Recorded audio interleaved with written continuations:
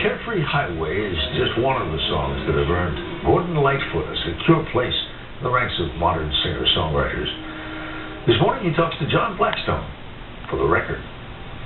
You could be my love. We begin with a warning. Songs by Gordon Lightfoot have a tendency to stick in your head. Each tells a tale that's hard to forget.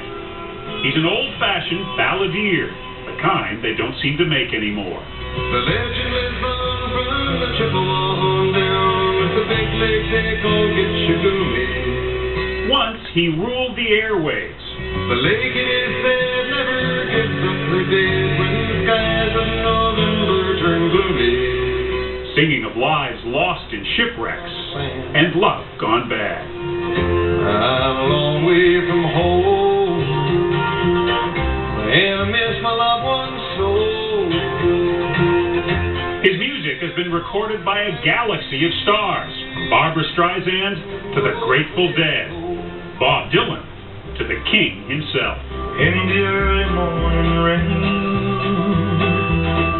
with a dollar in my hand.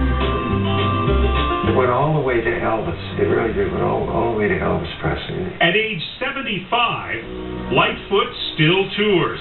He played more than 70 dates this year. When you walk out in front of a crowd, you really got to give it everything that they. It's never less than what they expect from you. Every highway, let me slip away on you. Every highway, let me slip away on you. Although his most recent tour was called 50 Years on the Carefree Highway, his life has been anything but carefree. Timeless as his music may be, the years have taken their toll on Gordon Lightfoot. In 2002, he almost died just minutes before taking the stage in his hometown, Orillia, a lakeside community 80 miles north of Toronto, Canada. I had a simple burst artery. It's like the hose breaking in your automobile. They gave me one shot. Okay.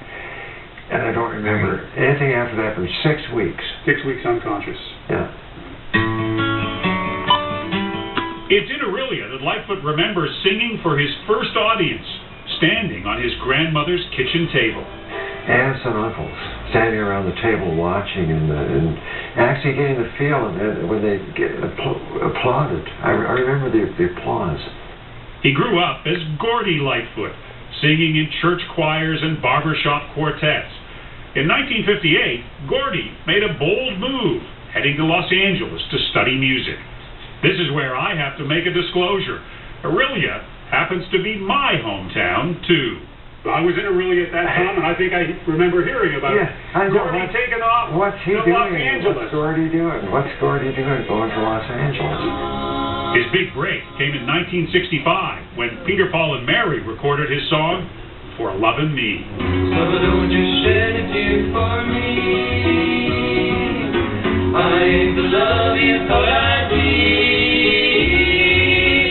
Their manager called and said, do you want a management contract? And being the reserved sort of conservative kind of Canadian that I am, I had to think about it for 3 months.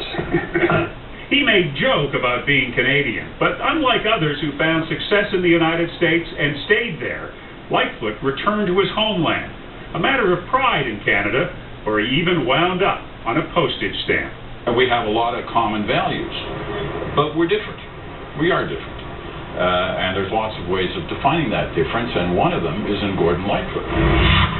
Good evening, I'm Peter Mansbridge. And Peter Mansbridge anchors the Canadian Broadcasting Corporation's evening newscast, The National. Lightfoot talks about his country and about us.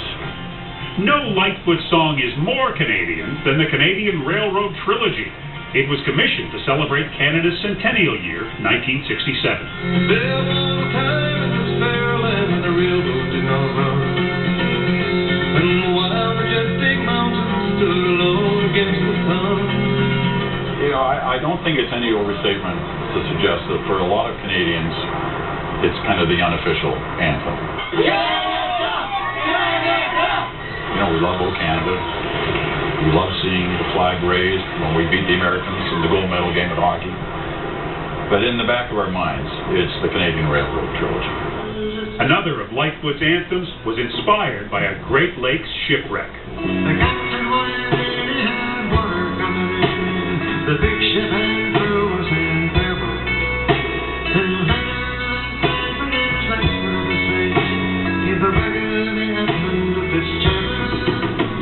it strikes me that with the exception of the Titanic, that there's no more famous shipwreck than the Edmund Fitzgerald now.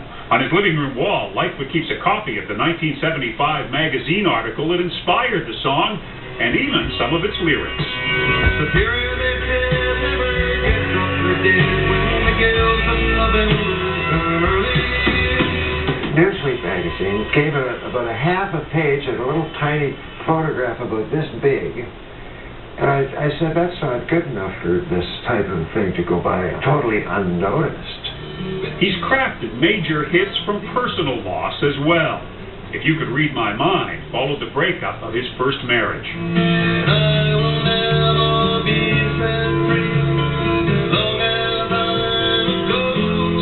You can't see. His chart-topping Sundown is a chronicle of infidelity. I could see her lying there in the satin dress. Never where you do what you don't confess. Did your family life suffer because of your dedication to performing, recording? Right. I think they did. Hard to be traveling all over thither and yon and be at my age and drinking. I mean, anything can happen. Lots of temptation. It did.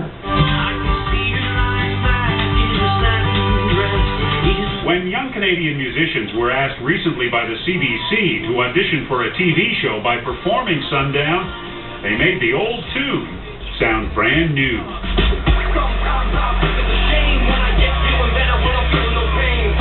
The music endures, and so does Gordon Lightfoot. How long can you keep doing it?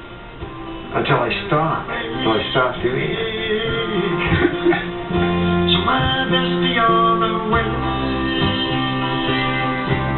You're running on a So if you spend the rest of the day humming one of his songs, please remember, we warned you. They can stick in your head. Thank you.